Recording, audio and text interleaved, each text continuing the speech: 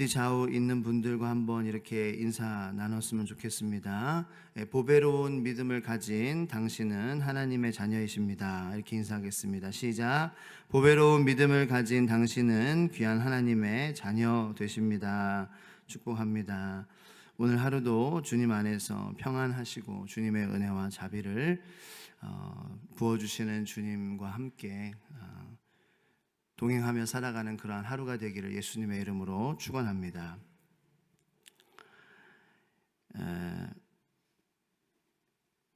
그 피사의 사탑이라고 이태리에 있습니다. 아시죠? 피사의 사탑이 유명한 이유는 기울어졌기 때문입니다. 피사의 사탑은 1173년에 기공이 되었습니다. 그런데 여러 가지 건축하면서 문제들이 많이 있었어요. 그래서 한 200년 정도 뒤인 1372년에야 완공이 됐습니다. 1173년에 시작돼서 1372년, 거의 200년이 걸렸죠. 이 55m밖에 되지 않는 이 피사의 사탑이 유명한 것은 그 피사의 사탑이 지어진 건축된 그 지반이 약해서 기울어지기 시작했기 때문에라는 것입니다.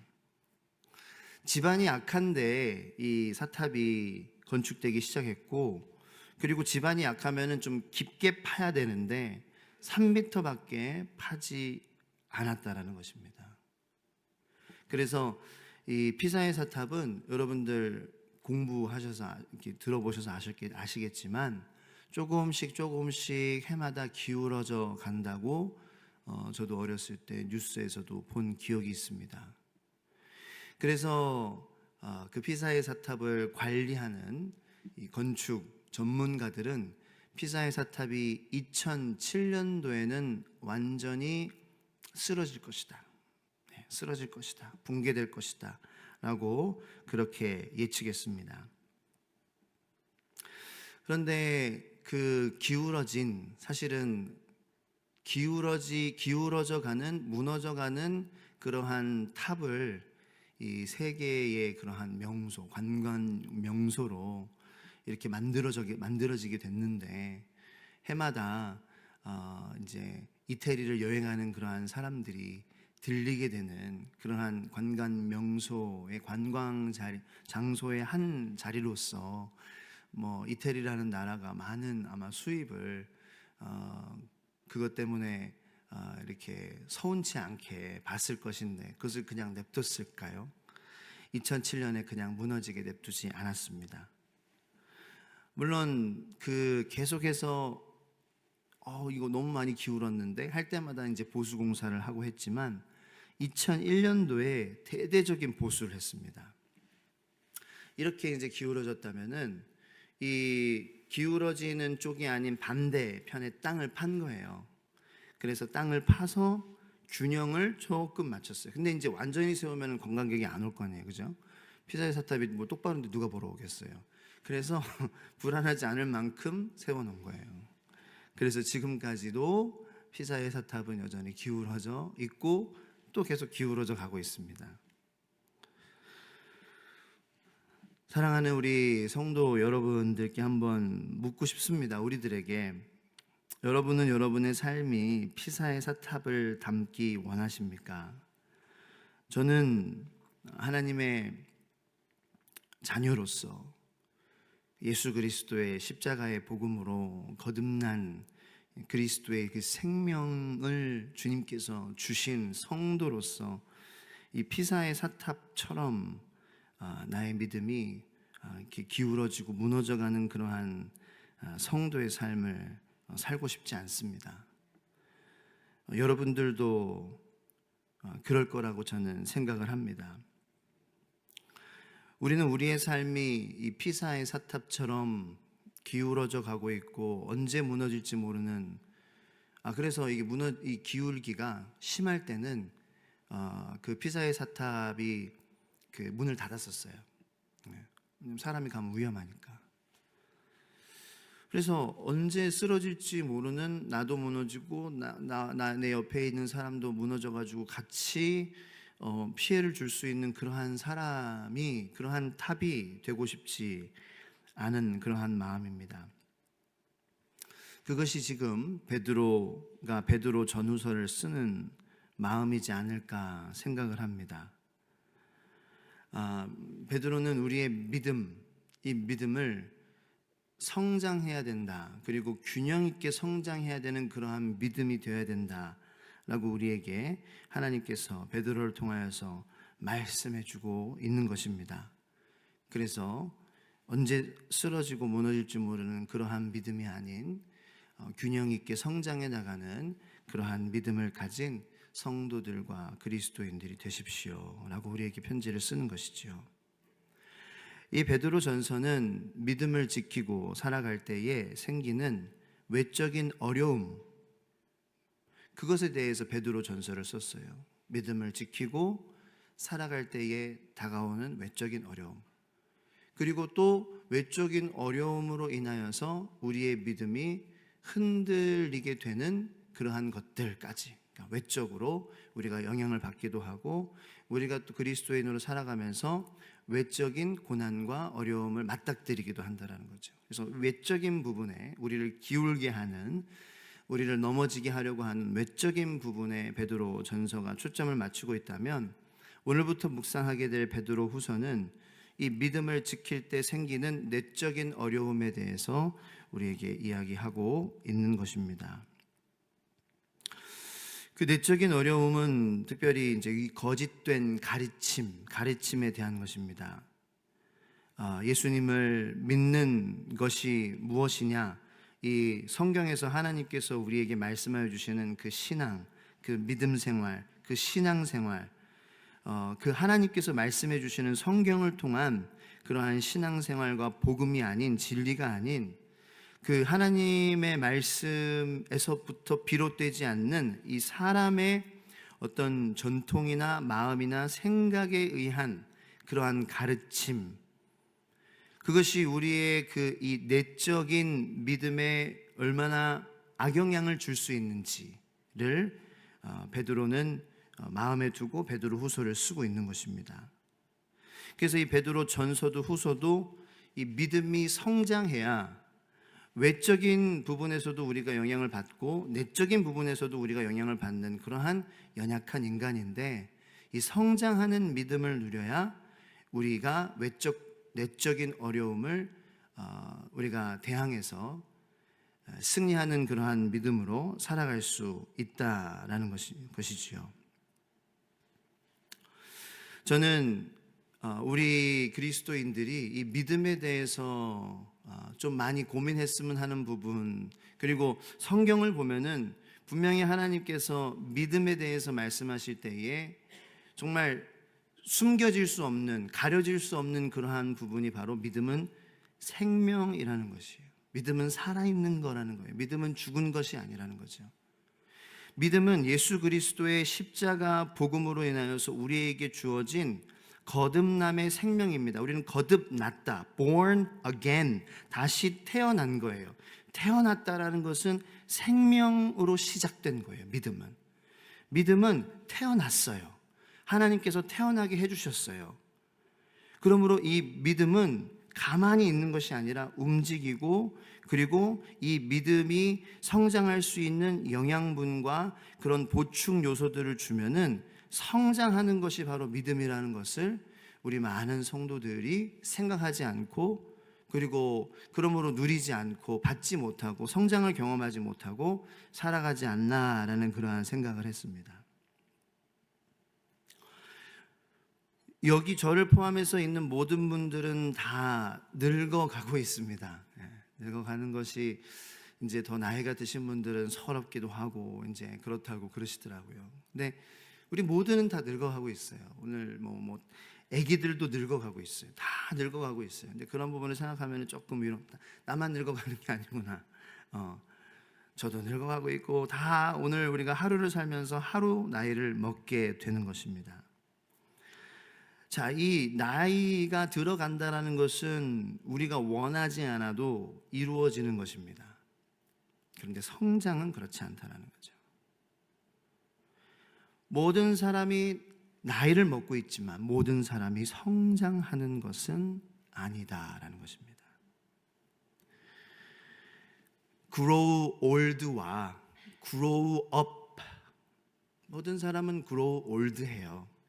근데 모든 사람은 grow up 하고 있지는 않다라는 거죠. 저와 여러분들은 그냥 나이 들어가고 있습니까? 아니면 성장을 누리고 있습니까? 우리는 예수 그리스도의 십자가의 복음으로 거듭난 사람들입니다. 우리의 믿음은 하나님께서 예수 그리스도의 생명으로 우리에게 믿음을 주셨습니다. 믿음은 그리스도의 생명입니다. 우리 안에 이 그리스도인이라는 생명의 이 존재가 자라가고 있습니까? 우리는 우리의 자녀들이 성장해 사람다운 사람으로, 건강한 사람으로 살기를 바랍니다. 그렇습니다. 이 베드로 전후서는 그 믿음의 성장에 대한 고찰입니다. 그 믿음의 성장에 대해서 나와, 그리고 내 가정이, 그리고 내 일터에서, 내 삶 속에서 이 믿음의 성장이 잘하고 있는지에 대해서 하나님께서 우리에게 고민하라고 주신 그러한 귀한 성장을 위한 정말 보약 같은 그러한 말씀인 줄을 믿으시기를 예수 그리스도의 이름으로 축원합니다. 우리가 이 믿음의 성장에 대해서 생각할 때에 두 가지에 대해서 꼭 생각했으면 좋겠는 게 있습니다. 첫 번째는 믿음의 성숙이 꼭 나이하고 상관 있는 것은 아니다라는 것입니다. 영국의 찰스 스펄전 목사님이 자신의 교회에서 설교하실 때에 우리 교회에는 나이가 70인 아이들도 계십니다, 이렇게 설교를 했어요. 물론 이 인생을 살아가면서 60, 70, 80, 90 년을 살아가시는 그러한 분들과 10년, 20년 살아가시는 분들과 이 세상에서의 그 살아감으로 인하여서 그 경험하고 또 깨달은 그러한 것들은 분명히 있어요. 분명 그것도 가치 있고 너무 좋은 것들이에요. 근데 자, 우리는 좀 큐인이 모르는지 모르시는 분들, 우리는 좀 성경적으로, 진짜 성경적으로 생각하면 성경은 한번 뒤집는 거거든요. 하나님이 우리를 액면 그대로 보시면 우리는 구원받을 만한 가치가 없어요. 근데 하나님은 뒤집어서 생각하시는 거예요. 하나님은 한 번 뒤집으세요. 그냥 보이는 게 전부가 아니다라는 거죠. 그래서 우리 안에 하나님의 형상대로 창조된 그것을 한번 뒤집어서 보신 거예요. 자, 그럼 우리도 한번 뒤집어서 보자는 거죠. 내가 인생을 살면서 경험한 지혜와 그리고 그 경험과 그러한 것들이 나의 믿음을 플러스하게 할 수도 있지만 그것 때문에 내 믿음이 방해될 수도 있어요. 네. 오히려 인생의 경험이 없는 사람이 더 순수하게 더 주님을 계산하지 않고 따르는 그러한 젊은 사람도 있는 거예요. 혹은 또 나이 드셨지만 또 그렇지 않은 그 경험과 그러한 전통적인 그러한 그 고리타분한 그런 게 아니라 늘 신선하게 주님을 예배하고 찬양하는 그러한 정말 하나님 앞에 정말 늘 청년 같은 또 그러한 또 어르신들도 성도들도 있다라는 거죠. 첫 번째, 이 믿음의 성숙은 꼭 나이하고 상관 있는 것은 아니다라는 거예요. 이 두 번째, 믿음의 성장에 대한 것, 우리가 생각해야 될 것은 믿음의 성장은 우리가 원하는 만큼, 우리가 하나님 앞에 구하는 만큼 성장은 이루어진다라는 거죠. 이 두 가지를 우리가 잊지 않았으면 좋겠어요. 믿음의 성장은 나이하고는 상관없다. 두 번째, 믿음의 성장은 우리가 원하는 만큼 이루어질 수 있다. 비밀은 뭐냐? 하나님께서 주신 것을 사용하는 거예요. 하나님께서는 우리의 믿음이 성장할 수 있게 하기 위해 필요한 모든 것들을 다 이미 주셨습니다. 다 이미 주셨어요. 자, 오늘 본문 말씀 2절 말씀을 한번 볼게요. 3절 말씀 볼게요. 다 같이 읽겠습니다. 시작. 그의 신기한 능력으로 생명과 경건에 속한 모든 것을 우리에게 주셨으니. 자, 뭐라고 되어 있어요? 생명과 경건에 속한 모든 것을.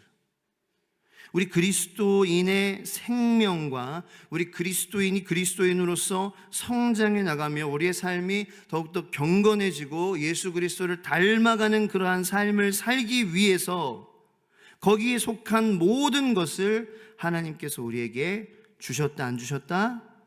주셨다라는 거죠. 하나님께서는 내 믿음과 내 가정의 믿음과 내 신앙과 또 같이 함께 믿는 우리 가족 구성원들의 신앙의 성장을 위해서 필요한 것들을 이미 다 모두 다 주셨다라는 거예요. 여러분이 말씀을 여러분들의 말씀으로 믿으시기를 가져가시기를 예수님의 이름으로 축원합니다. 근데 이것을 믿지 않고 이 말씀을 간직하지 않는 성도들이 있다는 거죠. 그래서 믿음이 성장을 누리지 못해.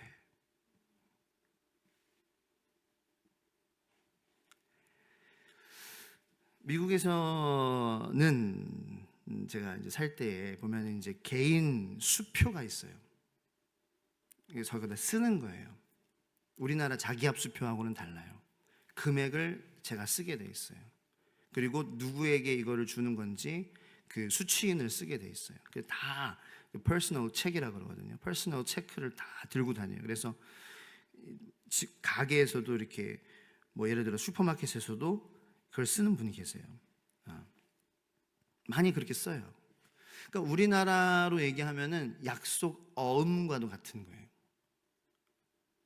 그래서 내가 언제까지 얼마를 지불하겠습니다 라는 것을 내가 이제 약속하는 거, 공적으로 약속하는 거고, 혹은 또 내가 이렇게 쓴 것을 내가 못 갚을 때에 그 이제 다른 금융기관이 갚을 것을 약속합니다 하면서 약속 어음을 쓰죠. 그죠?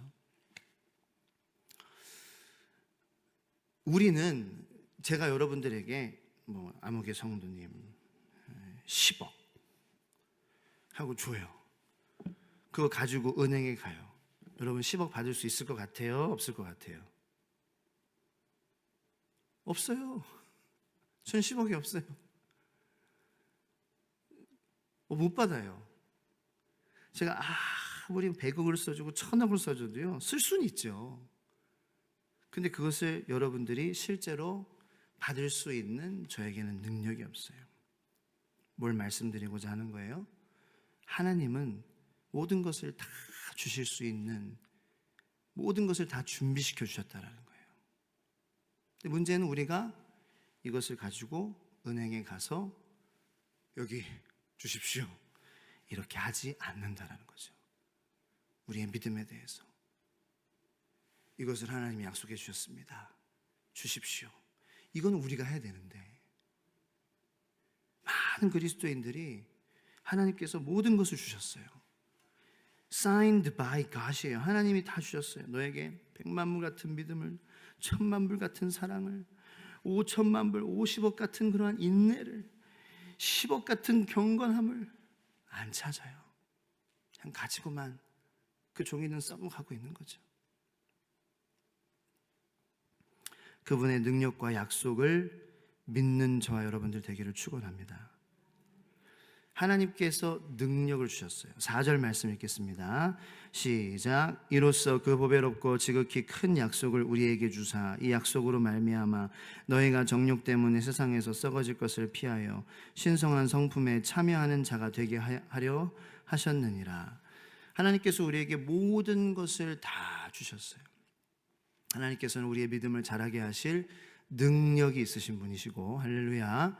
하나님께서는 우리의 믿음을 자라게 하실 약속을 주신 분이에요. 하나님은 약속하셨어요. 내가 너의 믿음을 지킬 것이다. 내가 너의 믿음을 성장하게 할 것이다. 내가 너와 항상 함께 할 것이다. 구하면은 받을 것이다. 구하면은 받을 것이다가 이건 돈이 아니에요. 네. 내가 원하는 개인적인 것을 구하면 받을 것이다가 아니에요. 하나님의 뜻에 합한 우리에게 믿음이에요. 가장 하나님 주시고자 하시는 믿음이에요. 믿음을 주시고자 그 믿음을 주신다는 약속을 주셨어요. 그런데 이 많은 그리스도인들이 저와 여러분들을 포함해서 이 약속을 잃어버리고 산다라는 거예요. 지난주에 제 둘째 도윤이가 저한테 갑자기 뭐 이렇게 막 하다가 아빠 나 냇가 가서 물고기 잡고 싶어 그러는 거예요.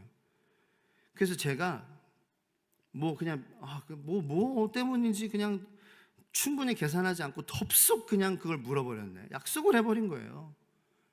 그래 가자, 다음 주에 가자. 그게 이번 주예요. 그리고 화요일 날 가자 그랬어요. 그게 오늘이에요. 근데 제가 그래서 얘가 어저께는 또 월요일이니까 또 목회자는 또 쉬는 날이고 피곤하잖아요. 그래서 어제 또 하루를 살면서 그 약속이 갑자기 생각나네.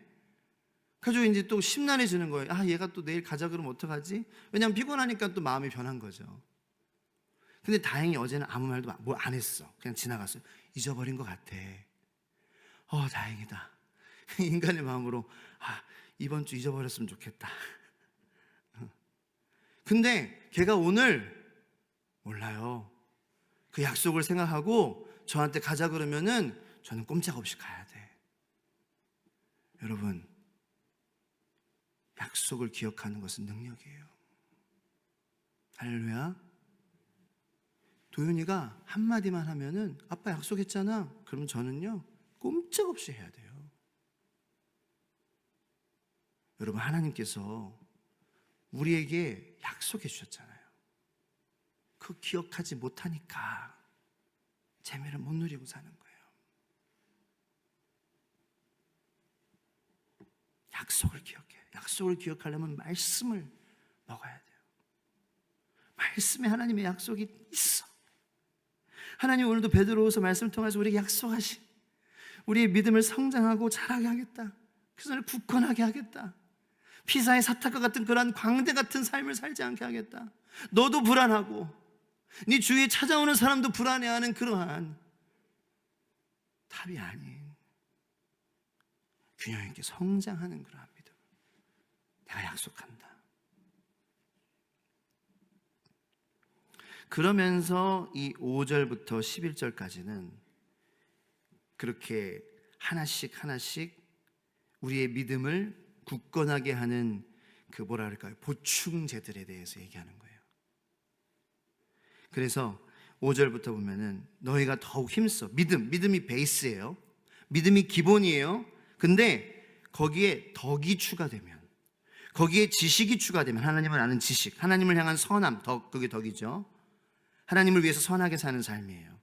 거기에 절제가 추가되면, 거기에 인내가 추가되면, 거기에 경건이 추가되면, 거기에 형제 우애가 추가되면, 거기에 사랑이 추가되면은 너희의 믿음이 더더욱 견고해질 것이다. 저희 말씀 묵상하면서 생각한 거 마지막으로 하나만 더 말씀드릴게요. 어떤 성도님들은 이 믿음은 있는데 이 믿음의 베이스만 갖고 사는 거예요. 예를 들면은 여러분 요새 이제 차를 이렇게 뽑으면 옵션이 있어요. 아무것도 들어가 있지 않는 그러한 아주 베이직 옵션이에요. 차는 엄청나게 막 엔진도 막 좋고 막 샤시도 잘 돼 있고 막 좋아요. 근데 그냥 옵션은 아무것도 없어요. 요즘 보면 옵션들이 참 많죠. 그렇게 하나하나 안전에 대한 옵션, 편리에 대한 옵션, 효율성에 대한 옵션, 승차감에 대한 옵션, 뭐에 대한 옵션, 이것을 하나하나 하면서 풀 옵션으로 이렇게 다니는 사람도 있는가 하면 새 차 샀는데 그냥 기본적인 것만 달달달달 하고 문도 이렇게 요즘은 그런 건 없겠죠. 이렇게 올려대고 그런 믿음으로 살아가는 사람도 있다. 선택은 여러분들의 것이다. 하나님은 모든 준비가 다 되셨다. 주님의 이름을 3번 부르시고, 여러분 귀한 믿음을 갖고 사시기를 축원합니다. 기도하겠습니다. 주여, 주여, 주여. 하나님,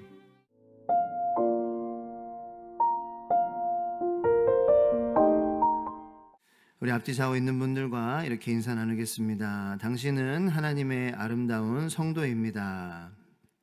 당신은 하나님의 아름다운 성도입니다. 한 번 더 인사하겠습니다. 오늘도 주님의 말씀 안에 거하시기를 축복합니다. 주님의 말씀 안에 거하시기를 축복합니다.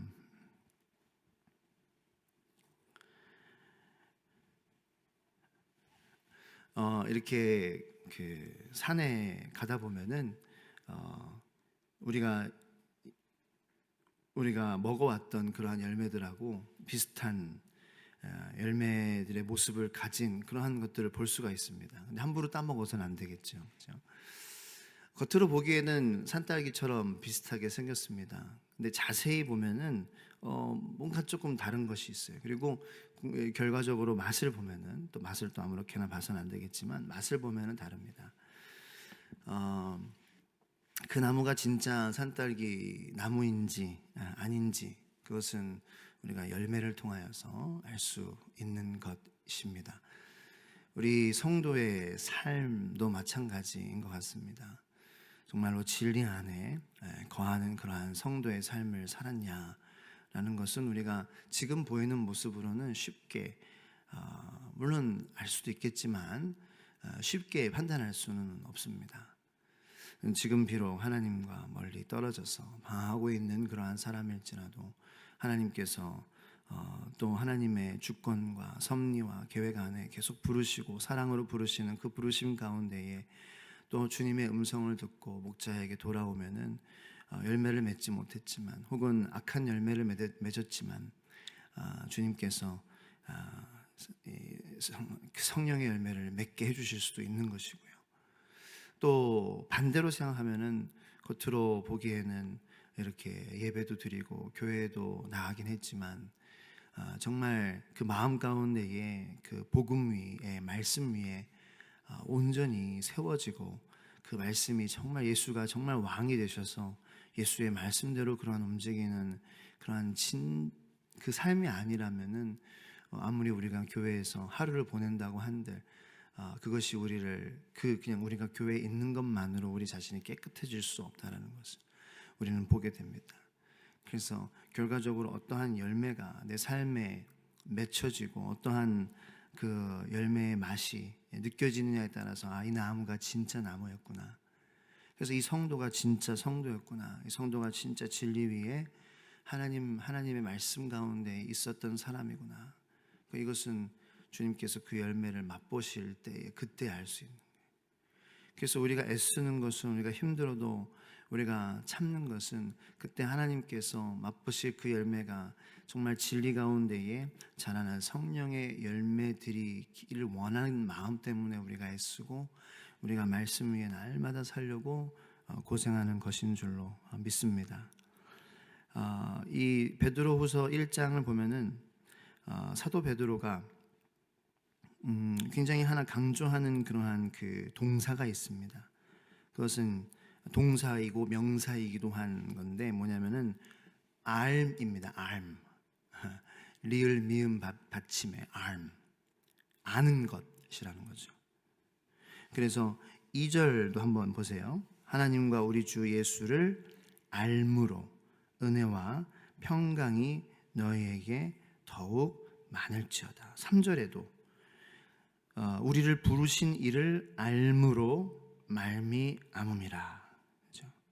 그리고 또 조금만 또 이렇게 내려가서 5절에 보면은 그러므로 너희가 더욱 힘써 너희 믿음의 덕의 지식, 똑같은 단어예요. 알과 knowledge.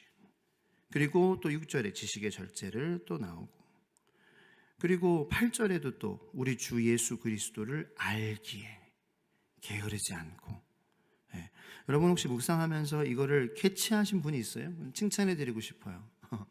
이 말씀을 우리가 읽으면서 반복적으로 하나님께서 그 사람을 감동시키셔서 반복적으로 사용하게 하는 그러한 강조하는 단어들이 있습니다. 그런 단어들이 있을 때가 있어요. 그거를 발견하신 분들은 정말 하나님께서 지혜를 주신 거예요. 또 나는 못 발견해서 나는 아니야 그렇게 생각하시지 마시고요. 그래서 그렇게 말씀을 읽어가면서 성령님의 도우심으로 말씀을 읽어가면서 이런 것들이 이제 말씀을 볼 때에 보지 못했던 것들이 깨달아지는 거죠. 저는 지금도 말씀 볼 때 이렇게 막 새롭고 그래요. 하나님께서 못 봤던 것을 보게 해주시니까. 그리고 또 이렇게 또 보면은 이 12절, 오늘 12절부터 읽었죠. 그러므로 너희가 이것을 알고, 또 나오나요? 너에게 16절도 그렇고, 그리고 임박한 줄을 알미라.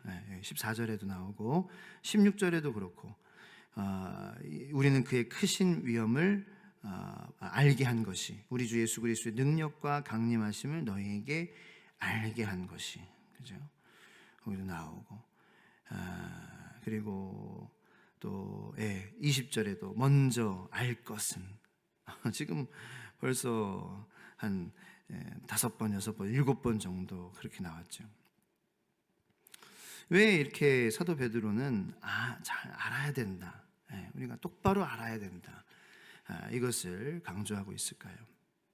제가 어제도 말씀드렸다시피 베드로 전서는 외적인 고난, 으로 인하여서 우리의 믿음이 연약하여지는 것에 대해서 포기하지 말고 주의하십시오. 외적인 고난이 오더라도 믿음을 놓지 마십시오. 그리고 이제 베드로후서는 내적인 그런 시험이 닥칠 때, 내적인 어려움 속에서 정말 진리 위에 바로 서고 믿음을 놓지 마십시오. 근데 이제 어떤 내적인 어려움이냐? 잘못된 가르침,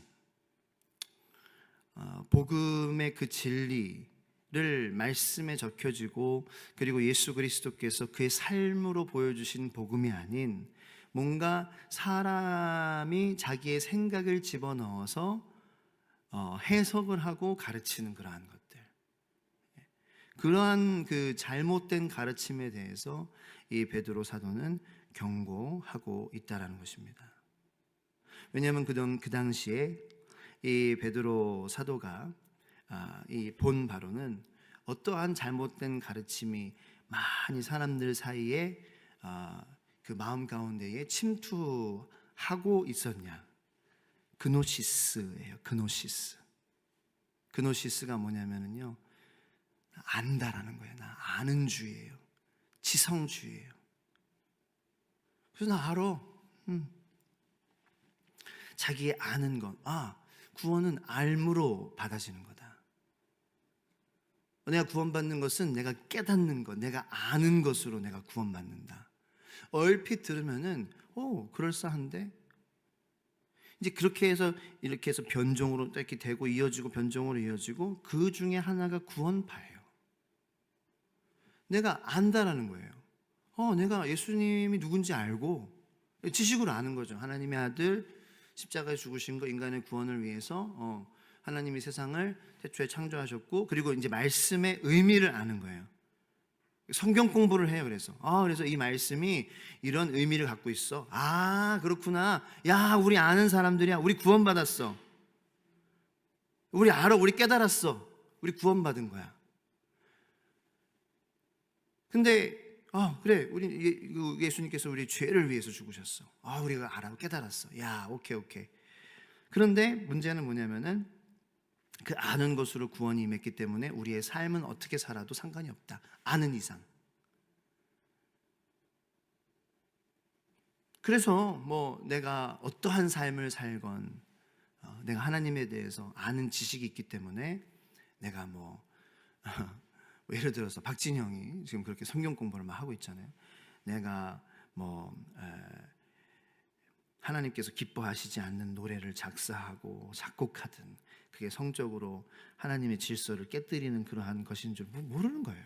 그렇게 만들고 그것이 괜찮다고 생각하는 그러한 노래들을 만들고 그러한 팀을, 그러한 아이돌 그룹을 양성하고 그렇게 하는 것이 괜찮아. 나 알잖아. 나 이 말씀의 의미를 깨달았잖아.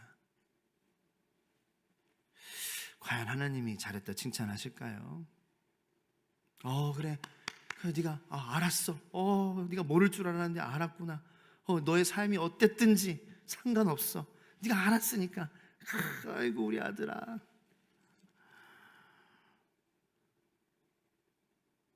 과연 하나님 아버지께서 그러실까요? 제가 모르는 것이 참 많은 그런 목사고 성도지만 말씀을 보면은 그게 아니라는 것만 확실하게 알 수 있을 것 같아요. 아니, 확실하게 알아요. 하나님이 아버지신데, 인격적인 하나님 아버지신데, 하나님이 원하시는 것은 뭐예요? 제사가 아니라 순종이라 그랬어요. 순종하는 거예요. 하나님이 주신 그 말씀을 물론 깨달아야, 우리가 알아야 어떻게 그 말씀대로 살까? 근데 그것을 아는 것에 그치는 것이 아니라 하나님께서 나에게 알게 하여 주셨으므로 그 알게 하여 주신 그 성령님께서는 우리에게 동시에 깨달음의 즐거움과 더불어 깨달음의 책임을 주셨을 거라는 거예요. 그게 관계 아니겠습니까, 여러분들? 여러분, 관계하는 사람 가운데에 왜 알게 해 주십니까? 그냥 알고 그치라고요? 아니요, 알고 하라고요. 알고 하라고요. 그래서 엄마가 밥을 못 차려줘요. 그래서 다 차려주고 나온 거예요. 그래서 알려준 거예요. 상길아, 밥은 밥통 안에 있어. 국은 국그릇 안에 있고 데펴 먹어야 되고, 그리고 냉장고 안에 어제 먹었던 그 전 있지? 그거 랩으로 잘 쌓아놨으니까 그거 데펴서 먹어야 돼. 알겠지? 자, 있는 위치 알려줬지? 네, 알았어요. 근데 갔다 오고 나서 보니까 배가 고파가지고 엄마 배 아파. 나 배 아파. 왜 그래? 나 하루 종일 굶었어. 그 엄마가 뭐라 그럴까요? 아이고 내 새끼. 아니요. 그냥 재미로 아이고 이 등신. 야 내가 알려줬잖아. 그러지 않겠어요? 왜 한 건에 먹었어? 그러잖아. 왜 알려주세요? 관계에서 야 그거 네가 배고플 때 먹어. 네가 힘들 때 그거 꺼내 먹어. 하나님께서 우리에게 다 알려주셨습니다. 할렐루야. 근데 왜 아는 것에만 그치냐고요, 우리 성도들이. 그러니까 예수님을 믿는 게 재미가 없다라고. 재미가 힘이 안 나. 예배를 드리면 뭔가 힘이 나야 되는데, 하나님이 진짜시라면, 하나님이 진리고 진짜고 하나님이 정말 말씀으로 태초에 창세기 1장 1절 말씀이 태초에 하나님이 천지를 창조하시니라, 이게 정말이라면 내가 아침에 예배를 하나님께 드리고 왔는데 왜 여전히 나의 삶은 여전히 계속 똑같은 곳에서 넘어지고, 왜 성장이 없고, 왜 기쁨이 없고, 왜 찬송이 나오지 않고, 왜 자꾸 저주의 말이 나오고, 왜 자꾸 한숨만 쌓아가고, 왜 자꾸 손가락질만 하게 되고, 왜 자꾸 불만만 나오게 되는 것일까? 자, 제가 자주 던지는 질문이 있죠. 하나님이 문제실까요? 말씀이 문제일까요? 그러면 내가 문제일까요? 하나님은 아니야. 말씀도 아니야. 나네. 주님 저를 만져주세요. 주님 저의 믿음을 주님 고쳐주세요. 이 기도가 저절로 나와야 되는 거예요. 하나님은 문제가 없어. 하나님은 다 준비해 주셨어요.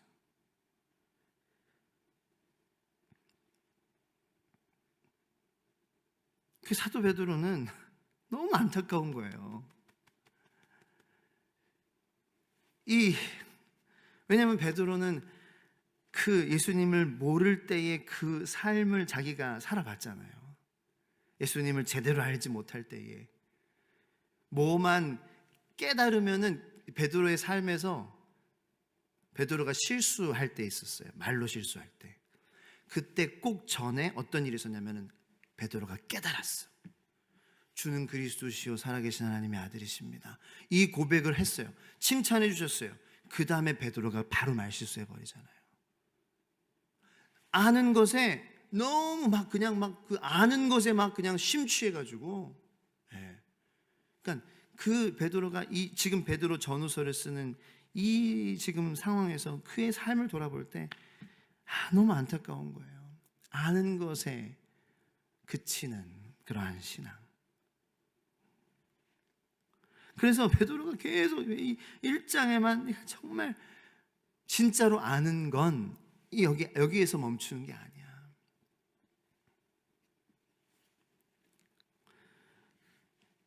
알고 있는 진리에 오늘 12절 말씀 서 있는 거야. 서 있는 거야 라는 거예요. 한번 따라해 보겠습니다. 진리에 서 있는가? 내가 진리를 들었어요? 그러면 오늘 하루 내가 그 진리 위에 서 있어야 돼요. 진리에 서 있어라. 그걸 생각나게 내가 하려 함이야.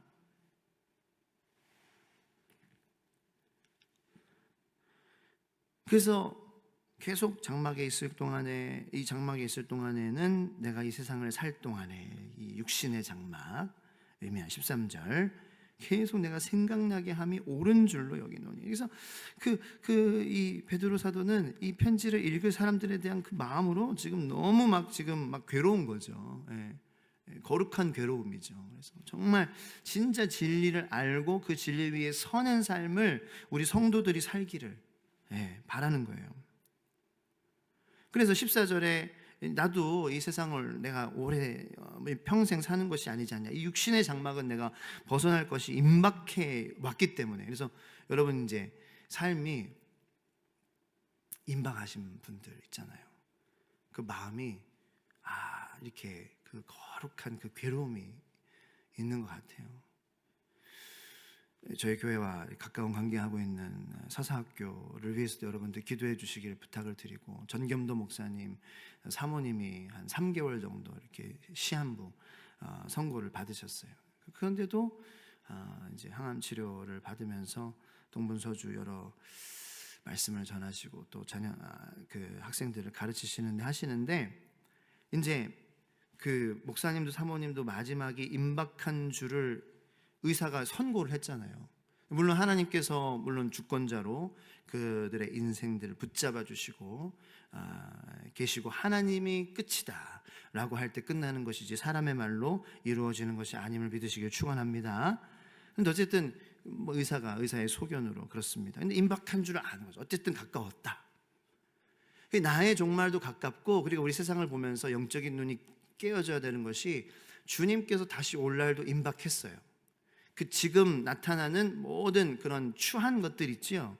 더럽고 추악하고 그것이 내 안에도 있습니다만, 그런 모든 죄악들, 신음소리들, 이것은 어떻게 보면은 산모의 고통, 해산의 고통이 임박했음을 우리에게 보여주는 거예요. 네. 그래서 언제일지 모르지만 주님 다시 올 날이 멀지 않았어요. 그러므로 우리가 이 육신의 장막이 내가 지금 벗어날 것이 임박한 줄을 아는 사람은 불쌍한 사람일까요? 아니면 복된 사람일까요? 복된 사람이라는 거죠. 오늘 하루를 살아도 하나님께서 나를 살게 하신 그 목적이 무엇인가를 구하며 사는 삶이 되는 거예요. 그래서 예를 들어서 돈에 쫓기지 않는 거예요. 뭐에 쫓기지 않는 거예요. 그래서 하나님을 잊어버리지 않는 삶을 사는 거예요. 내가 일을 해도 주님이 임박하셨어. 주님이 재림이 임박하셨어. 이것을 알고 일하는 사람이랑은 저는 전혀 차원이 다르다고 생각합니다. 어디 산으로 들어가자는 게 아니에요. 우리 일상을 살아도 주님이 임박했어라는 그 마음을 가지고 산다면 그 일상이 바뀌게 되는 역사가 복이 주어지게 되는 줄로 믿습니다. 한번 해보세요. 저는 매일 경험하고 있어요. 임박했어. 그러면 가정이 새로워지는 거예요. 내가 맨날 보는 배우자가 새롭게 보이는 거예요. 사랑해줘야 될 대상, 내가 주님의 은혜를 받았으므로, 그 깨달음 받았으면 내가 품어줘야 될 대상으로 보이게 되는 거예요. 이게 하나님의 살아계심을 경험하는 일상, 매일매일 하루하루의 삶이에요. 이게 건강한 종말신앙이에요. 건강한 종말신앙은 옛날에 무슨 다미선 교회처럼 몇 년도, 98년도 12월 며칠에 온다, 절대 건강한 게 아니에요. 네. 하나님이 왜 기한을 정해주지 않으셨을까요? 그렇게 되지 말라고 기한을 주시지 않은 거예요. 네. 항상 깨어 있으라고. 그 어떤 기한을 두고 깨어 있는 것은, 그것은 사람다운 사람으로 살아가지 못하는 모습입니다. 자, 어쨌든 13절, 14절, 12, 13, 14절이 그 임박함이죠. 이제 얼마 남지 않았어. 그러니까 사도 베드로를 통하여서 하나님께서 이 편지를 쓰게 하신 거예요. 임박하게 하셔서 조급하게 사는 것 같이 보이지만 이런 편지를 쓸 수 있는 큰 마음을 주시는 거죠. 영혼들이 보이기 시작하는 거예요. 내 주위에 진리 위에 선 것 같지만 아는 것에 멈춰서 사는 그 성도들의 삶이 보이는 거죠. 참 안타까운 삶이에요. 그래서 15절 말씀에 얼마나 애절했으면, 내가 떠난 후에도 이 편지를 통하여서 하나님, 이 편지를 사용하여 주셔서 우리 성도들의 삶 가운데 이런 것들이 생각나게 하여 주시옵소서, 이 기도하는 마음으로 사도 베드로가 썼다. 여러분, 제가 그냥 준비한 게 있지만 여기서만 저는 마치겠습니다. 지금 결정하겠습니다. 이 베드로의 마음만 우리가 조금 이해해도 여러분 오늘 말씀을 통하여서 큰 깨달음 얻게 된 줄로 믿으시길 축복합니다. 하나만 말씀드릴게요. 어떤 사람이 어떤 성도가 정원을 바라보는데 세 가지를 봤대요. 첫 번째는 나비가 보이는 거예요. 나비가. 근데 나비가 이렇게 보면은 팔랑팔랑 아주 아름답게 날잖아요. 그래서 꽃에 사뿐히 앉았다가 이렇게 또 있다가 금방 있다가 또 가는 거예요. 또 다른 곳에 앉았다가 또 금방 있다가 가는 거예요. 그것을 이제 봤어요. 하나님께서 보게 해주셨어요. 뭐지? 근데 이제 그 다음에 그 정원에 이제 그 뭔가 연구하러 온 식물학자가 온 거야. 그 식물학자는 그 정원에서 이렇게 노트를 탁, 돋보기 안경을 쓰고 근엄한 표정으로, 이거는 아스라비기쿠스, 식물명 어떻게 막 하면서 막 적고 막 하는 거죠. 어떤 그렇게 잘하고, 오케이 다 하면서 책을 딱 덮고 딱 끼고 그냥 가는 거예요. 근데 이렇게 꿀벌이 또 날아다니네. 근데 이 꿀벌은 옷곳에 와서 쭉 앉아. 지그시 앉아서 뭔가 바쁘게 막 하고. 근데 그곳에서 이제 떠나갈 때는 그 발이 그 꽃가루 꿀로 풍성하게 떠나는 거예요. 야, 그러면서 하나님께서 뭘 보여주시냐면은, 이게 말씀을 누리지 못하고 살아가는 우리 성도들 나의 모습이 아닌가. 어떤 사람은 여기 잠깐 있다가 아무것도 그냥 소득 없이 또 다른 곳으로 가. 그래서 아주 아름답게 보이고 나비 같지만 저쪽에 왔다 갔다 하면서 그냥 또 가버리는 거예요. 어떻게 보면 빈손으로. 이 식물학자도 막 똑똑해 보이고 하지만 막 연구하고 막 적지만 결국에는 노트북 닫아버리고 쓸쓸하게 빈손으로 떠나가 버리는 거예요. 근데 꿀벌은 빈손으로 왔지만 거기 안에 푹 깊이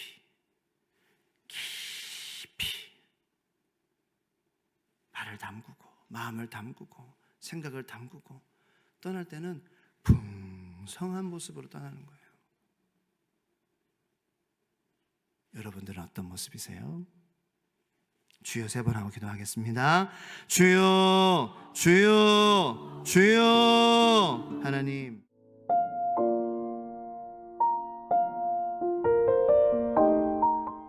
동대문 쪽에 해가 지고 밤이 되면은 상인들이 이렇게 나오기 시작하는 곳이 있습니다. 저는 가본 지는 꽤 오래됐습니다. 근데 굉장히 제 기억에는 너무나도 재밌고 그리고 제가 뭔가 살 수 있는 것들이 많은 그러한 것이었기 때문에 재밌었습니다. 그곳의 이름은 짜가시장이라고 페이크 마켓이라고. 동대문 쪽에 밤에 보면 이렇게 쫙 많은 상인들이 나오는 거예요. 그래서 보면은 가짜예요. 가짜라고 팔아요. 가짜라고 해요. 뭐 가짜라고 써붙이진 않죠. 근데 누가 봐도 그곳은 가짜인 것을 알죠. 근데 여러분들 가짜에도 급이 있다라는 것을 아십니까? A급 이미테이션이 있고 B급이 있고 C급이 있어요. A급은 그래도 비쌉니다. 조금 비쌉니다. C급보다. 이렇게 시계 이거 진짜인가? 이것도 모르겠네요. 진짜인 줄 알고 샀는데 가짜일 수도 있고. 근데 이거는 뭐 싼 그냥 카시오 시계고.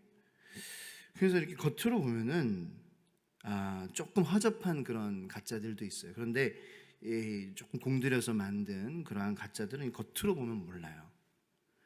이런 실제 상품에 예를 들어서 카시오면은 카시오의 폰트, 글자체와 어떤 모든 디테일들이 아주 똑같아요. 그리고 질도, 무게도 잘 몰라요. A급은 그렇습니다. 그래서 이렇게 그때 지금은 갖고 있지는 않은데 그때 뭔가 이제 좀 시가 진짜 시가는 한 200~300만 원 하는 그러한 시계, 그러한 시계가 한 5만 원이었나 그랬던 것 같아요. 그래서 사가지고 이제 이렇게 딱 차면은 누구라도 아는 야 그거 그 회사의 그 모델이지 그런 거였어요.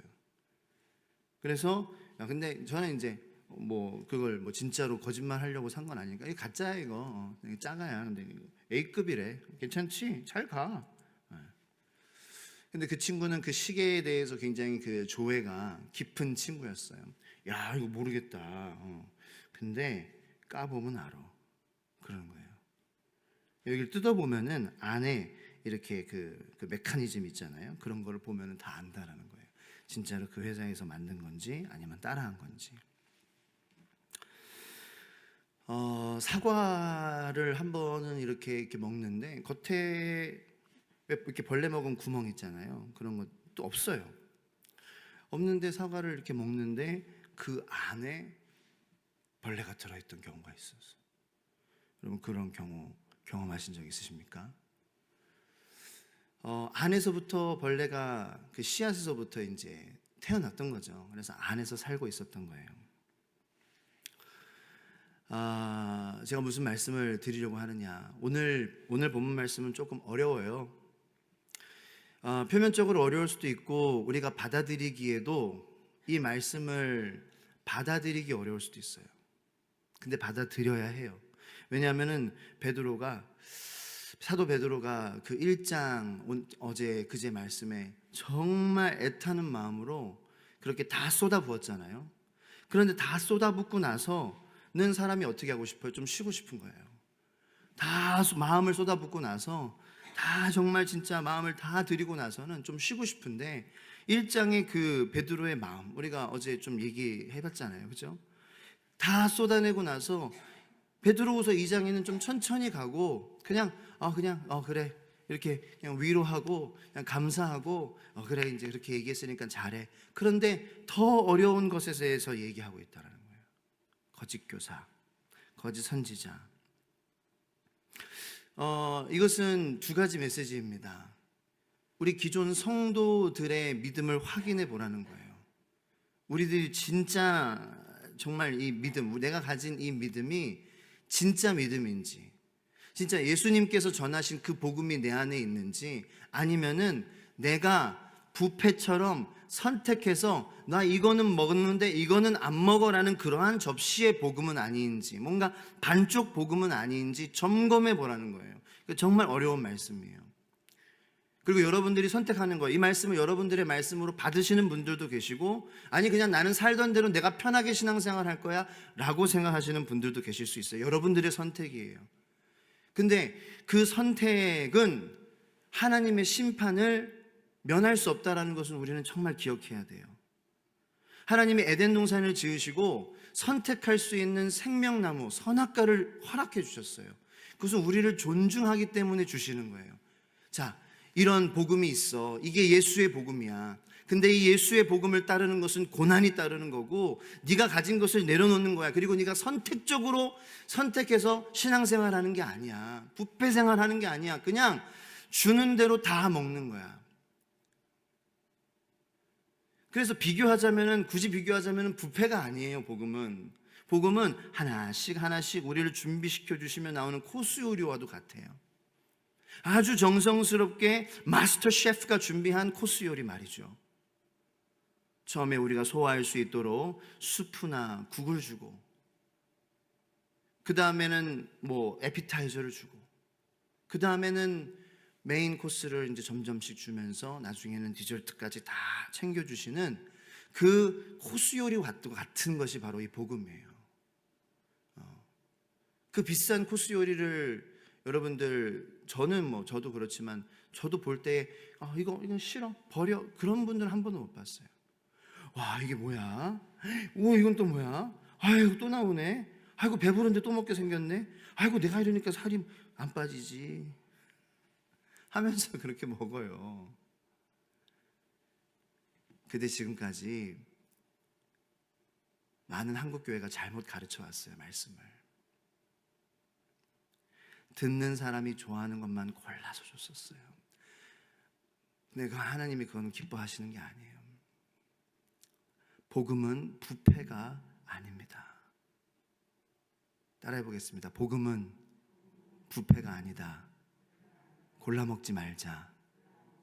하나님이 주시는 대로 다 먹어야 산다. 내 가정이 산다. 내 자녀들이 산다. 네, 진짜예요. 그래서 베드로가 그렇게 열변을 토하고도 이 어려운 말씀에 대해서, 어려운 주제에 대해서 우리 성도들에게 전하고 있는 거죠.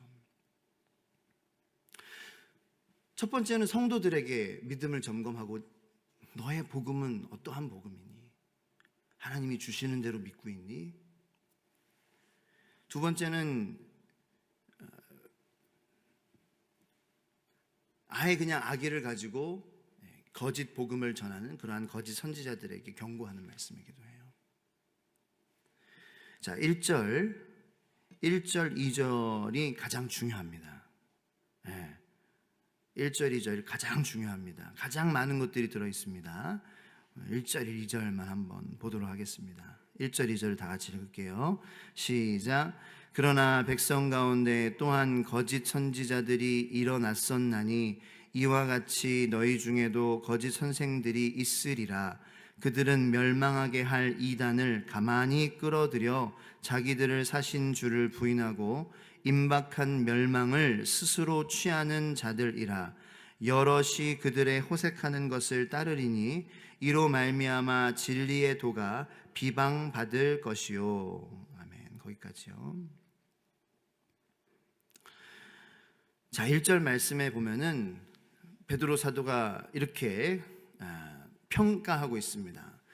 분별하고 있습니다. 자, 백성 가운데 또한 거짓 선지자들이 일어났었나니, 과거형이죠, 그죠? 일어났었다. 백성들 가운데에, 그러니까 이제 이스라엘 백성들 가운데에 얘기하는 거예요. 그 이스라엘 백성들 가운데. 근데 이제 우리도 사실이죠.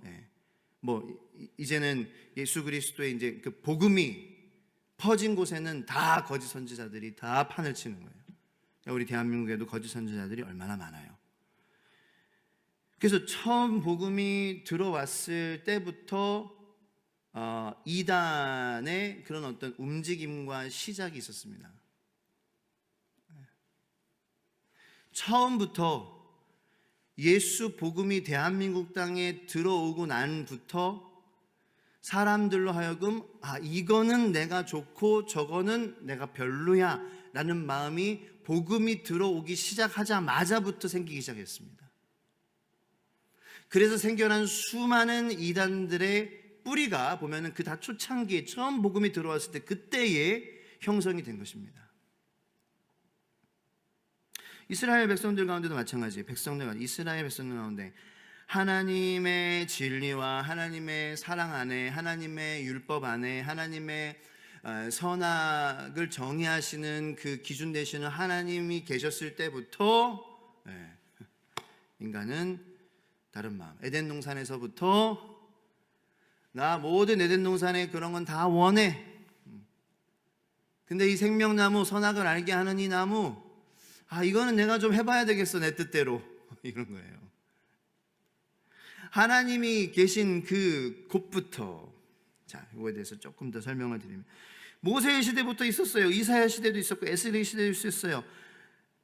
가짜 선지자, 가짜 교사, 그리스도인들이라고 예수님을 따르는 사람들이 불리기 시작했죠. 그죠? 저 사람들은 크리스찬이야.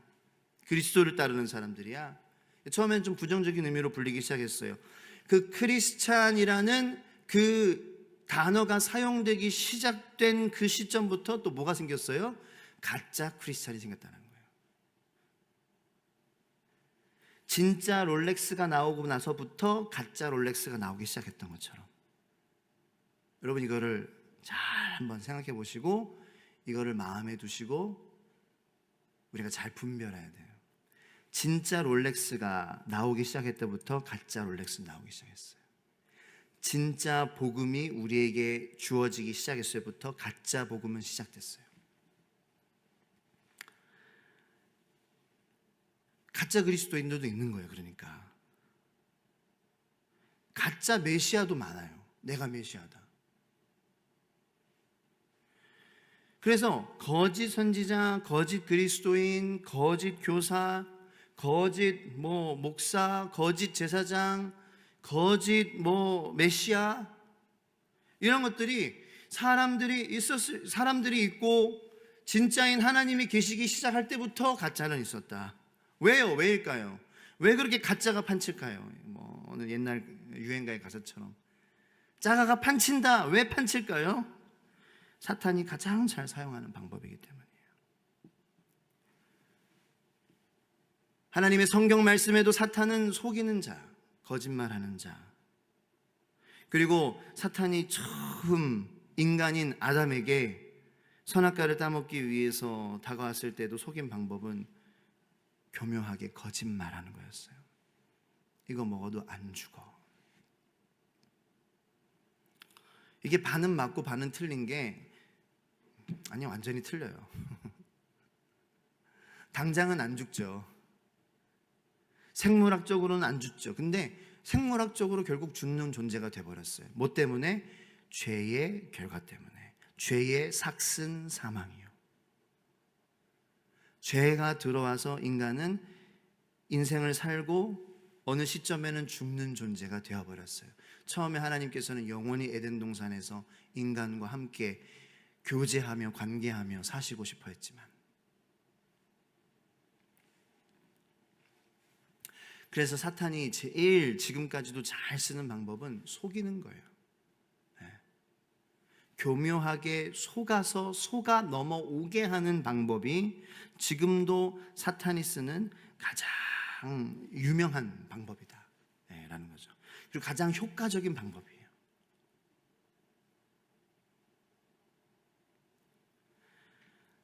자, 그래서 우리는 이 진짜 복음을 가지고 살아간다라는 것은 정말 이 거짓 복음에 둘러싸이게 될 수밖에 없는 그런 고난이 있겠구나라는 것을 우리가 잘 염두에 두고 잘 분별해야 돼요.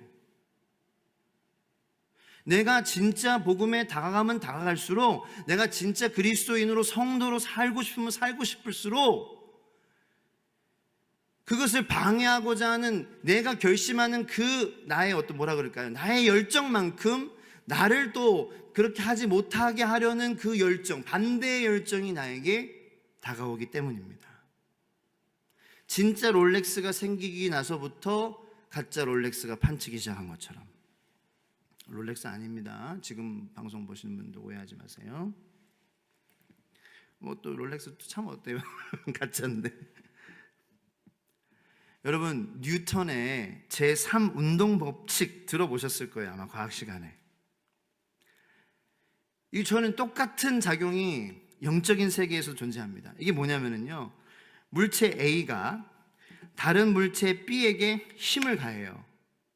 그러면 이 물체 B는 물체 A에 대해서 크기는 같고 방향은 반대인 힘을 동시에 작용하는 거예요. 예를 들어서 보트를 타고 노를 뒤로 젓는데 배는 앞으로 나가는 원리와도 똑같은 거죠. 그것이 뉴턴의 제3 운동 법칙입니다. 이것이 영적인 세계에서도 똑같이 작용합니다. 여러분, 어둠에서 빛이 되신 하나님의 빛이 켜지면 밝아지죠. 그런데 동시에 모두 들끓어요. 벌레가 날아들기 시작하는 거예요. 네, 아주 정확합니다. 여러분, 어둠 가운데 불을 켜면은요, 밝아져서 좋죠? 벌레도 날아들어와요. 천국에서 잔치가 날 만한 일이 내 삶 가운데 벌어질 때, 그거는 내가 성도의 삶을 살기로 결단하고, 내가 부패로 복음을 먹지 않고, 내가 있는 대로 하나님의 말씀을 다 마음을 열고 받아 먹으려고 내가 하나님 앞에 결단해 나갈 때에, 지옥에서는 뭘 해요? 지옥에서는 막 땅을 치면서 안 돼! 천국에서는 잔치의 그 에너지가, 그리고 지옥에서는 안 돼 하는 그 반대의 에너지가 이 세상에서 부딪히는 거예요. 그 내 마음에서 부딪히는 거예요. 그래서 사도 바울은 그 내 마음 가운데 하나님이 원하시는 것을 하고자 하는 마음도 있고, 그렇게 하지 않고자 하는 마음도 있고, 이것이 날마다 싸운다. 근데 어찌 보면은 날마다 싸우는 사람이 성도다운 성도의 삶을 살려고 하는 사람이 아닐까.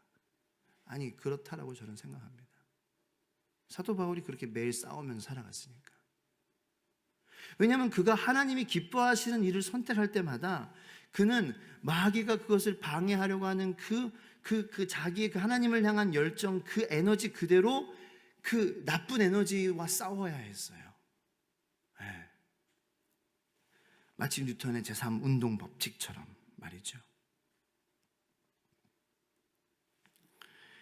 우리의 삶에 예수의 복음이 빛을 발할 때 우리는 모든 벌레들이 몰려온다라는 사실을 우리가 잊지 않고, 그럼에도 불구하고 우리의 능력으로는 그 벌레를 쫓아낼 수 없어요. 방법은 하나 있어요.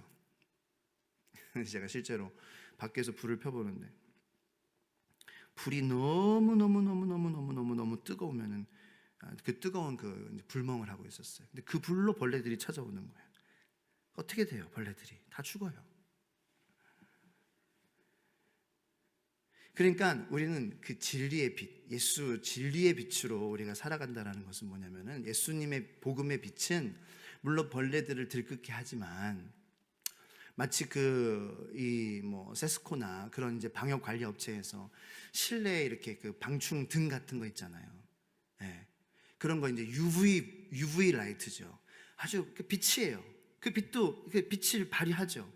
근데 벌레들이 오게 하는데 그 벌레들이 달려오지만 진짜 예수 그리스도의 복음에 비치면은 다 그 복음의 빛에 죽게 되는 거예요. 자, 그러면 우리가 벌레를 다 하나하나 잡으려고 그러면 우리는 탈진해서 쓰러져 버리는 거예요. 그럼 우리는 어떻게 해야 돼요? 더 그 예수의 빛 가운데로 가까이 나아가야 돼요.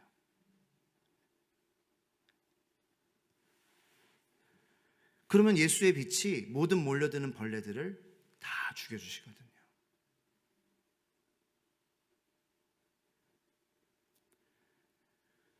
그래서 우리는 예수 그리스도의 그 빛 가운데 더 나간다는 것은 우리가 이 말씀을 두고 부패처럼 먹지 않는다는 거예요. 네? 우리가 하나하나 벌레 잡으면서 고생하지 않고 번아웃 되지 않는 비결은 예수의 빛에 더 가까이 나아가는 것인데, 그 예수의 빛에 더 가까이 나아간다는 것은 내가 이 하나님 말씀을 부패처럼 골라 먹지 않는다는 거예요. 여러분, 골라 먹는 것은요, 이단의 시초였어요. 그러니까 내가 골라 먹는 것을 간과하는 생활을 우리는 멈춰야 돼요. 이건 정말 베드로가 그거 말하는 거예요. 우리는 거짓 교사는 아니니까. 우리는 성도니까 성도로서 그리스도인으로서 베드로가 이 말씀을 쓸 때의 의도는 야, 너희들 성도들도 너희들도 거짓 교사의 그러한 그 전철을 밟고 가지 마. 분명히 멸망당해. 하나님께서는 분명히 그 안에 벌레들은 사과를 뱉어내실 거야. 겉으로는 멀쩡해 보이고 신앙생활 하는 것처럼 보이지만 몸은 교회는 가지만 그 안에는 골라 먹어서 벌레가 있음에도 불구하고 분별하지 못하는 그러한 삶을 이제는 그만 살아라고 우리에게 하나님께서 베드로를 통하여서 말씀해 주고 계시는 것입니다. 여러분, 절대로 이 골라 먹는 것은요, 우리가 이제 위험합니다라고 이제 선포해야 될 부분이에요. 여러분, 골라 먹지 맙시다. 우리 가정도 우리 자녀들아 하나님 말씀 우리 골라 먹지 말지어다 외치면서 다녀야 돼요. 정말 바쁘게. 왜냐하면 지금까지 정말 많은 골라 먹자라고 했던 그런 설교들과 그러한 신학과 그런 우리들의 모습이 난무했기 때문에.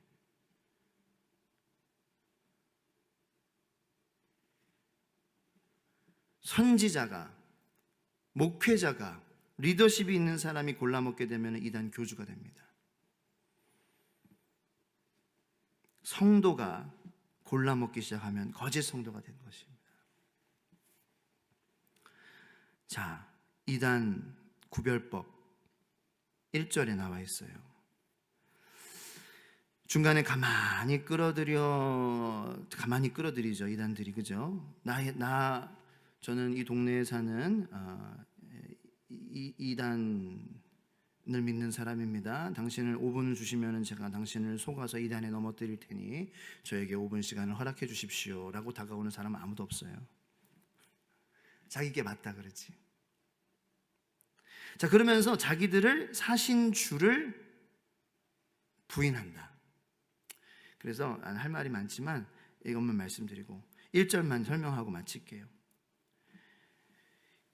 물론 여러 가지 이제 이단들이 있고 그것을 분별하는 그런 방법이 뭐 그들의 이야기를 들어보고 뭐 교리를 판단하고, 그런데 일단 예수가 누구예요? 라고 말해주세요 라고 한번 물어보세요.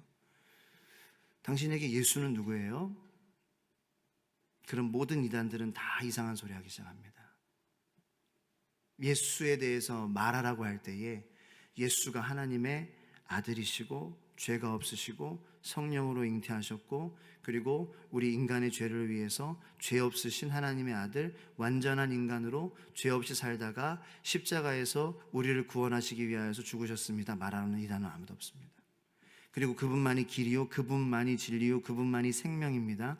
그분은 그래서 승리하셨습니다. 그렇지만 우리에게 성령을 보내주셨습니다. 그분은 다시 오실 것입니다. 언제 다시 오실 줄 모릅니다. 깨어있으면서 살아가십시오 라고 말하는 이단은 없어요. 거짓 예수가 많이 나타날 것입니다. 하지만 당신은 이 말씀에서 진짜 예수를 믿으십시오. 이단을 분별하는 거, 예수가 누군지 얘기해봐라.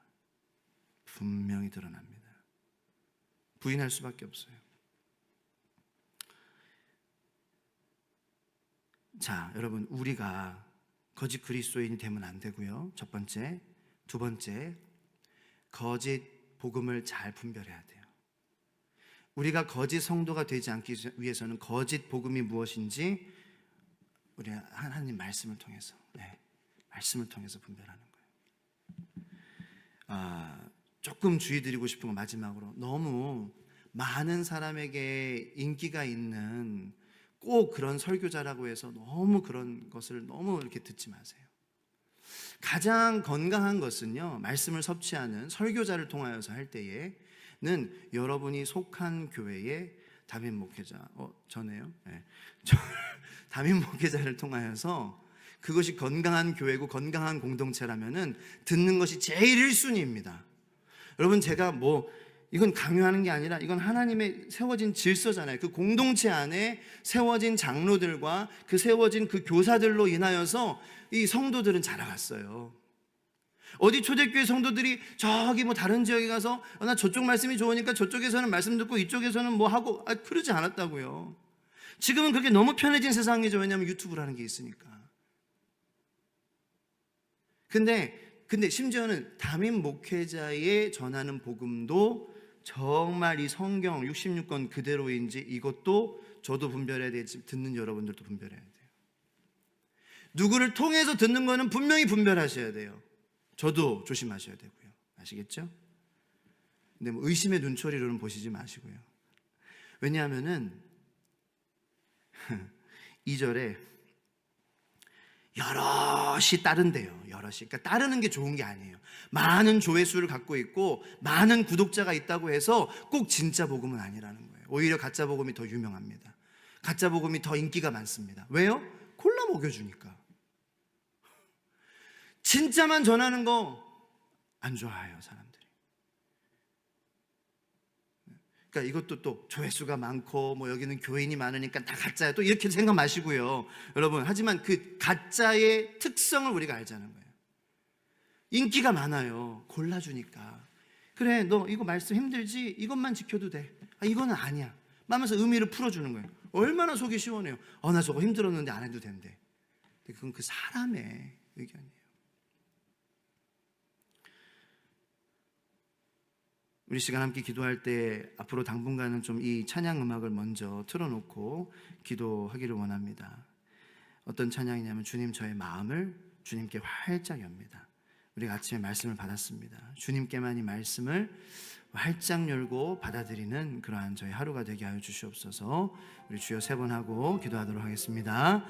주여, 주여, 주여. 하나님 감사합니다.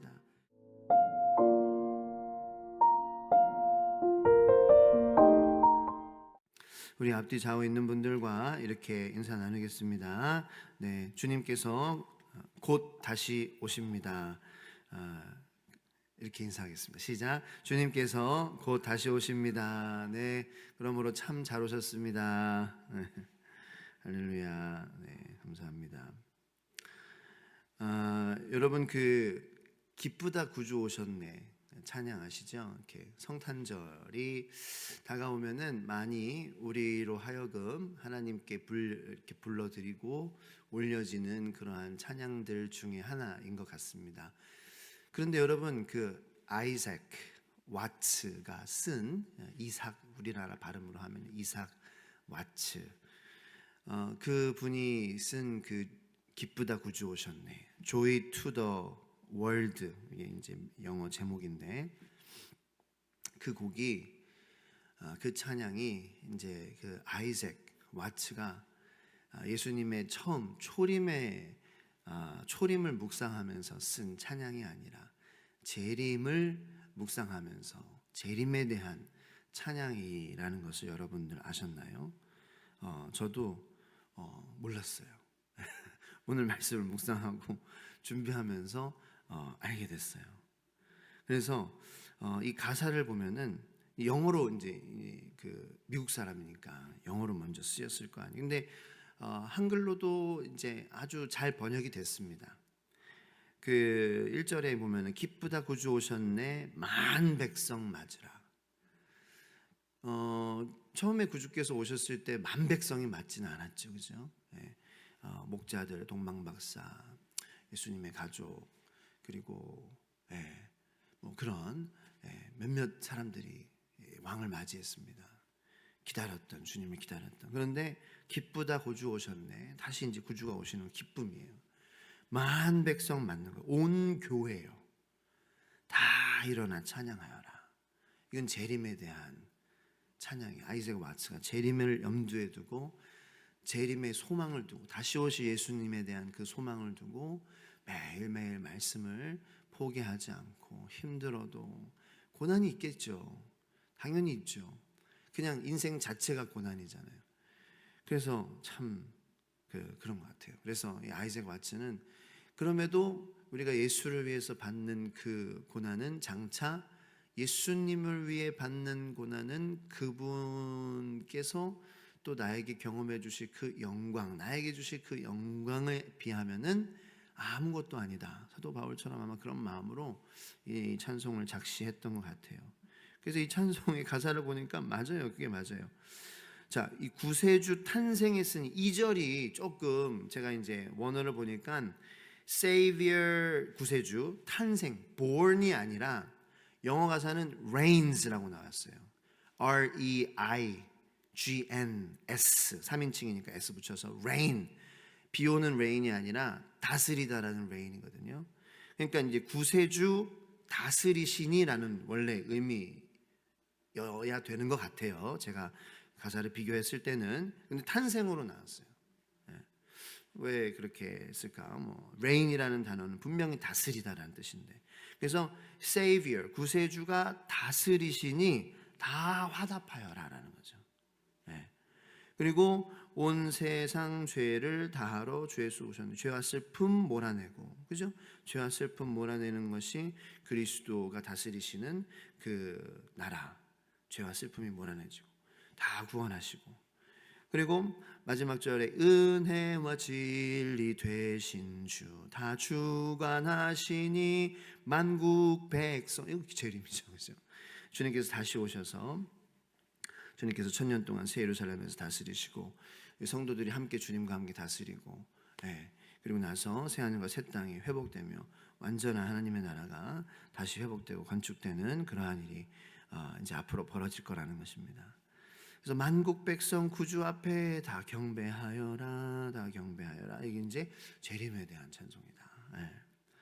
그래서 우리 지금 이 시대를, 그러니까 예수님께서 재림 다시 오실 것이다 약속하시고 승천하시고, 그리고 이제 기다리는 시대를 살고 있는 우리들이죠.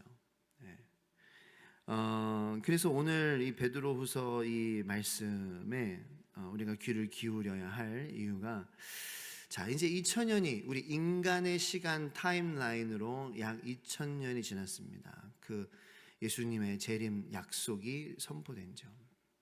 그러나 사실 예수님의 그 재림에 대한 약속, 그 재림은 이제 마지막 때에 대한 약속이잖아요. 그것은 더 오래됐습니다. 그것은 사실 구약에서도 언급이 된 약속입니다. 세상의 멸망, the end of days라고 하는, 마지막 때라고 하는 그 말씀은 이미 구약에서도 많은 선지자들을 통하여서 우리에게 하나님께서 말씀하고자 하시는 내용이었어요. 하지만 예수님을 기다리는 그 구약의 시대에는 일단은 예수님 메시아를 기다리는 그러한 이 마음, 그것이 어떻게 보면 더 사람들에게 일단 예수님이 다시 오셔야 세상에 멸망, 그게 이제 되잖아요. 그러니까 구약에서도 물론 언급이 됐지만, 자, 우리가 말씀을 보면은 주님의 재림에 대해서 성경에서는 이 믿음이라는 그 토픽 다음으로 두 번째로 많이 다뤄지는 토픽이 바로 재림이라는 사실이라는 것입니다. 재림에 대한 메시지는요, 성경에서 1845번 등장합니다. 이 성경 말씀에. 그것은 뭐냐면은 우리가 말씀을 읽잖아요. 그러면 한 절, 두 절, 세 절, 네 절 이렇게 읽잖아요. 그러면은 30절 읽을 때에 꼭 한 절은 재림에 대한 메시지가 등장한다라는 거예요. 다시 말씀드리면 성경에서 5분의 1이 종말 혹은 재림에 대한 내용이고요. 초림에 대한 말씀, 예수님께서 처음 오시는 것에 대한 말씀이 한 절 나오면 재림에 대한 말씀은 8절이나 나와요. 8배가 더 많이 나온다는 거예요. 그러니까 물론 예수님께서 처음 오셔서 하신 그 복음의 사역, 그 십자가에서 우리를 구원하시기 위하여서 우리에게 주신 그 복음 당연히 중요하죠. 그거는 그럼 재림은 중요하고 초림은 안 중요하다, 이게 아니에요. 근데 그만큼 이 시대를 살아가고 있는 우리들에게, 물론 예수님께서 2000년 전에 오신 것을 우리가 기억하며 동시에 기억해야 될 것은 다시 오실 것이라는 이 사실인데, 이것이 균형 있게 우리 안에서 기억되어지고 있느냐라는 거죠. 우리 교회는 말씀을 전하는 그러한 목회자들로부터, 말씀을 가르치는 그러한 자리에 있는 그러한 성도들로부터 그 예수님께서 처음 오셔서 하신 일과 그리고 예수님께서 다시 오셔서 하실 일을 둘 다 무게를 두고 동등하게 여기며, 거의 동등하게 여기며 가르치고 선포하고 있냐라는 거죠.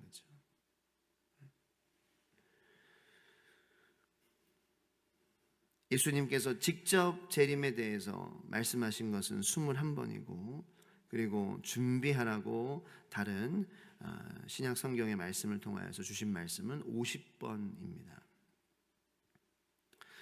오늘 본문 말씀에서 베드로는 3절 말씀 4절 말씀 보면은 먼저 이것을 알지니 말세에 조롱하는 자들이 와서 자기의 정욕을 따라 행하며 조롱하여. 사실 그 당시 사도들 초대교회의 지도자들은 그때가 말세인 줄 알았어요. 그러니까 그때 예수님께서 곧 다시 오시라고 말씀하셨을 때에 그 다시 오신다라는 그 약속이 그들이 살아가는 그 생전에 경험되어질 거라고 많이들 생각을 했다고 합니다. 네.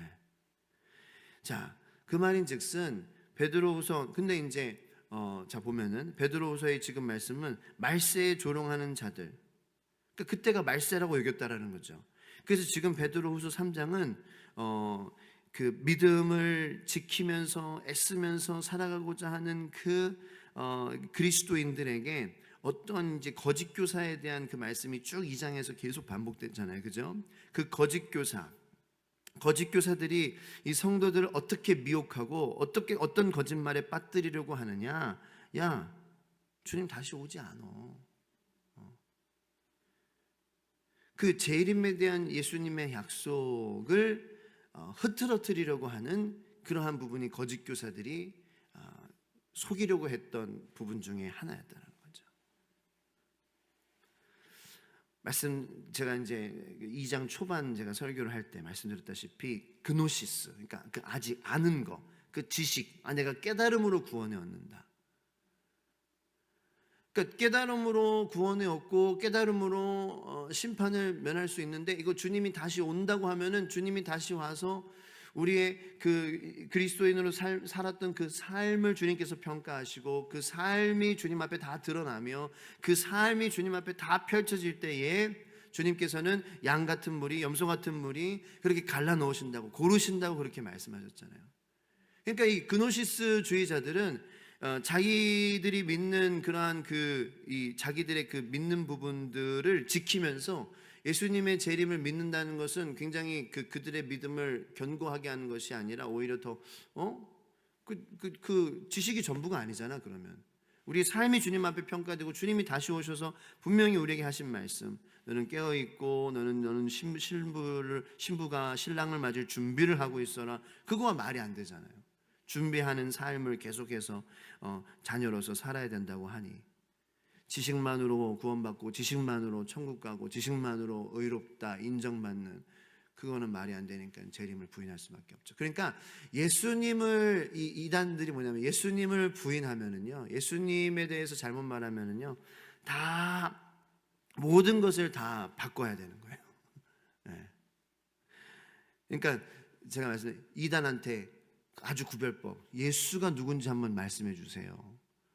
이렇게 얘기하라고 하면은 예수님에 대해서 우리가 성경에서 아는 바와 같이 하나님의 아들이고 우리의 죄를 위해 오셨고 죽으셨고 부활하셨고 다시 오실 것입니다. 주님만이 생명이요 주님만이 길이요 주님의 이름만이 우리를 구원하시는 길, 다른 이름을 주신 적이 없습니다. 그렇게 얘기하는 이단은 없다라는 거죠. 대부분의 이단은. 자, 그래서 베드로가 상대했던 거짓 교사들은 예수님의 재림을 부인했다. 그러니까 웃기나는 거예요. 야, 주님이 뭘 다시 오셔? 그분이 뭘 다스리셔? 그분이 심판하신다고? 그분의 왕국을 다시 세우신다고? 이게 굉장히 무시하고 이거를 비웃는다는 거죠. 그런데 지금도 주님의 재림에 대해서 우리가 얘기를 꺼내면은 그렇지 않습니까? 세상이 무슨 주님이 다시 오셔? 지금도 아주 비슷한 반응을 할 거예요. 사람들은 그렇게 하죠. 무슨 주님이 다스리셔? 바보 같은 소리 하고 있네. 무슨 심판이 어딨어? 약속의 주님이 무슨 왕국을 무슨 약속을 세운다는, 그게 뭐 어떻게 이루어져? 지금도 비웃는다라는 것입니다. 근데 문제는 뭐냐면은 우리가 예수님의 재림을 믿죠. 믿지만 지난 2000년 동안 이루어지지 않은 것을 생각할 때에 그 재림에 대한 약속이 우리의 마음 가운데에서 더 이렇게 더 그 약속이 더 소망이 되고 그 재림의 약속이 더 기다려지고 간절해지면은 좋겠죠. 근데 시간이 지남으로 점점 이것이 우리의 마음 가운데에서 더 굳건해지는 소망이 아니라 희미해지는 소망이라는 것이 바로 이 시대 21세기를 살아가는 우리 그리스도인들이 싸워야 하고 고민해야 되는 문제가 아닌가 생각을 해요. 그래서 오늘 우리에게 주신 말씀 정리합니다. 어디예요? 사랑하는 자들아, 8절 9절 말씀. 이 말씀 우리가 기억하고 살아갔으면 좋겠어요. 사랑하는 자들아, 8절 9절 읽겠습니다. 시작.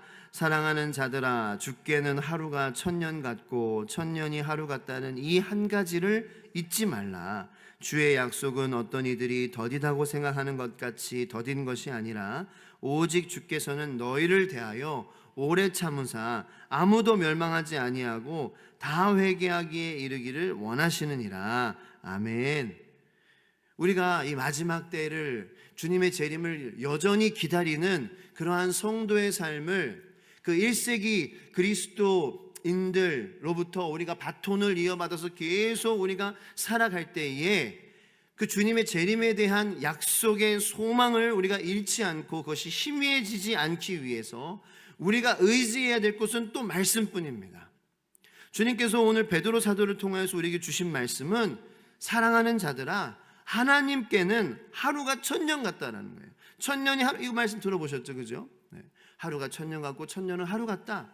자, 저는 여기서 두 가지 위로와 소망을 받는 거예요. 뭐냐면은 우리가 신앙생활하면서 이런 생각을 할 때가 많아요. 아니, 내가 이 짧은 어떤 그런 것을 위해서 그렇게 오랫동안 고생했어? 라는 거죠. 너무나도 이 주의 영광이나 그런 주님께서 주시는 기쁨이 짧게 체감되는 그러한 경우가 많다라는 거예요. 내가 기도한 것은 막 정말 수년인데 그런 경험하실 때 있잖아요. 그런데 내가 정말 이 짧은 순간을 위해서 내가 그렇게 노력했다고? 내가 정말 이 짧은 그런 그 순간을 위해서 내가 지금까지 헌신했다고? 그렇게 하면서 아까워하는 마음을 가지는 우리들에게 사랑하는 자들아, 주께는 하루가 천년 같다. 네가 한 거 잠깐의 그런 것을 위한 것이 아니라 주님께는 천년으로 주님께서 받으신 거야. 주님은 그거를 천년으로 환산하셨어. 그러므로 아까워하지 말아라.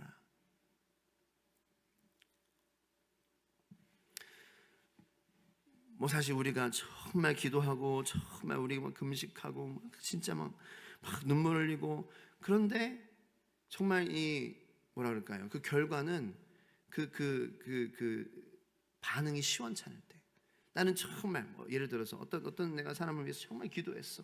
정말 사랑하고 정말 이 사람을 위해서. 그런데 그 모든 그러한 그 노력과 그 헌신과 기다림과 그것이 이제 또 수포로 돌아갈 때가 있어요. 내 마음을 몰라주고 상황도 마찬가지고 내 뜻대로 되지 않고 아니면은 잠깐 이렇게 좋았지만 또 금방 고난이 다가오는 그러한 일들도 있을 수 있고 사랑하는 자들아 아까워하지 말아라. 너희들의 하나하나 다 하루를 주님께서 천년으로 받으신다.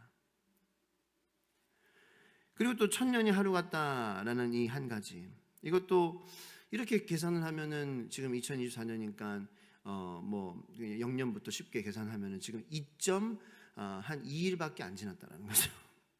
예수님께서 재림하신 지. 네.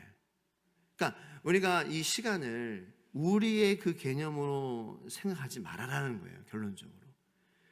너가 아까워하지도 말고 그리고 너가 마음을 놓치지도 말아라. 이게 딱 그 말씀 아니에요? 하루가 천년 같고 천년이 하루 같으니 이 한 가지를 잊지 말라. 이것이 모든 것을 다 균형 있게 해주는 거예요.